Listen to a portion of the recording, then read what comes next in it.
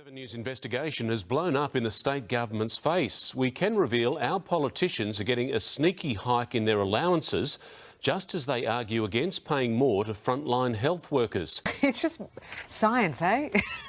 Mind-blowing, isn't it?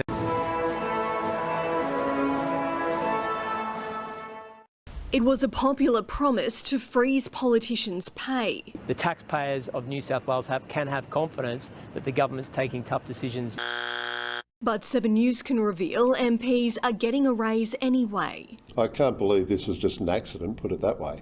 No, that's too wishy-washy. Wishy-washy. An independent tribunal approving a 7% bump, more than the 6.5% wage increase sought by unions and rejected by the government. This is just unbelievably bad timing, unbelievably bad judgment. A Labor government will always look for ways in which we can provide assistance to those in need. We'll do so, of course, though, in a context. The context here is we don't want to add to any inflationary pressure. It means a $5,000 pay rise for Sydney MPs, a $12,000 bump for those in the far west, making the allowance alone greater than the annual salary of most frontline workers. But it's just an example of how the government spends our money.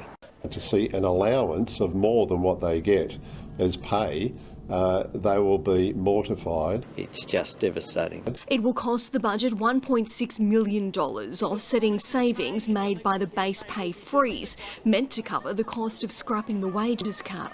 Shame, shame, shame. The poly pay freeze as well as other measures which will all become clear in the September budget. They're telling public sector workers that their pay rises are going to be paid for by freezing politicians' pay, when in the background they're undoing politicians' pay and giving big pay rises. The documents show some MPs even contested the freezing of their base pay, with the former Liberal Speaker making a submission to the tribunal. The Special Minister of State intervening to ensure it became law. All right, talk to me. What's going on?